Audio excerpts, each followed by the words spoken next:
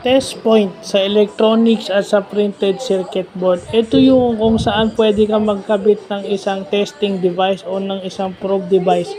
Location ito sa PCB na kung saan pwede ka magkabit ng probe para ma-check yung circuitry state ng isang PCB o ng printed circuit board.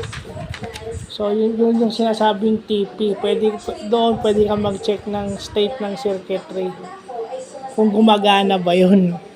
So, yun yung bagong natutunan natin sa electronics ngayong araw na to, February 10, 2025. So, yung maganda na-extend tayo.